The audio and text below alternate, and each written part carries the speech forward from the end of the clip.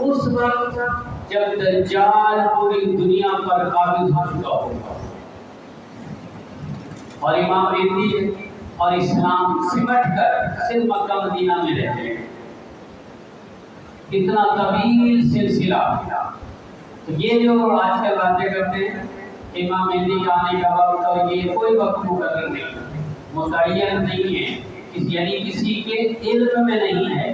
یہ سب social media میں بیٹھے بڑی بڑی باتیں کر رہے ہیں، یہ سب ترکے چلا رہے ہیں، ہواؤں میں تیر چھوڑ رہے ہیں. جیسے بعض اوقات ہم جتنے بھی 57 اسلامی ممالک ہیں بڑی بڑی باتیں کرتے ہیں، ہم یہ کرتے ہیں کہ ہم وہ کرتے ہیں، کسی نے بھی کچھ نہیں کیا اور فلسطین سارے کا سارا ہڑپ ہو چکا، پورے پہ قبضہ ہو چکا، کسی کو پتہ ہی نہیں.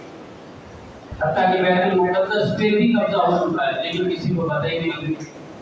تو اس لیے جو آئے کہ آج ہم نے بڑی موقع کی مناسبت سے صلیبی جنگوں کا سلسلہ شروع ہونے والا ہے، اس لیے میں نے یہ دعائیں پڑھی. ان کے بارے میں رب کائنات نے خالصتاً بہت خوبصورت بیان کیا ہے.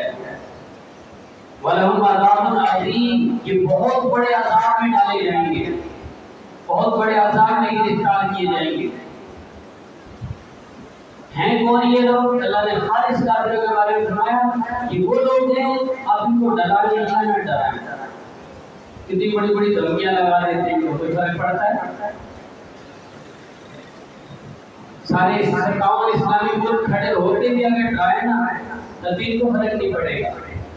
قرآن فرماتا ہے آپ ان کو ڈرائیں یا نہ ڈرائیں، محبوب ایمان لانے والے یہ نہیں کہ تمہارے بظاہر جب یہ تم سے صلح کرتے ہیں، تم سے دوستیاں لگاتے ہیں، جب یہ تمہیں اپنا بناتے ہیں، جب یہ ٹیبل ٹاک کرتے ہیں بیٹھ کر، جب یہ بات چیت سے معاملہ ہوتی ہے، وہ بات چیت نہیں ہوتی، وہ امن کی بھاشا بول رہے ہوتے ہیں.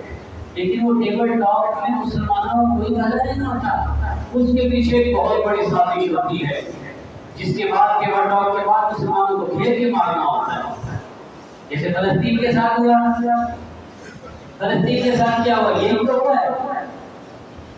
جب بھی فلسطین میں مجاہدین نے اسرائیل پر بمباری کی، جہاد کیا، ٹیبل ٹاک کر لو، امن بٹھا لیا اور پھر بٹھا کر ٹیبل ٹاک کے بہانے سے جاسوسی کر کے سارے ملک کے راز لے لینے اور پھر وہ سارے ٹیبل ٹاک کو ایک سیٹ پھینکا کچرے کی ٹوٹی میں اور دھڑا دھڑ بمباری شروع.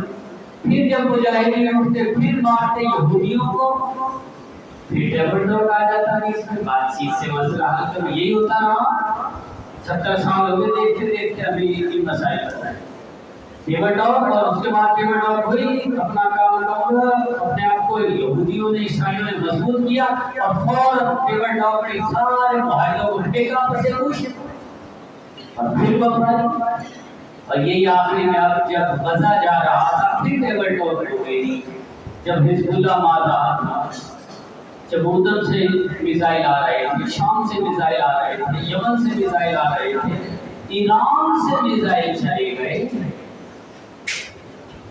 تو کیا ہوا؟ ٹیبل ٹاک بات چیت سے مسئلہ حل کر لیا. مسئلہ حل بیٹھے ٹیبل ٹاک اور ایک ہفتے کے بعد ان کے سب کو بلا لیا غزہ میں، آدھے آمن ہو گیا، آدھے سب کو بلا کے مار دیا قربان کر دیا.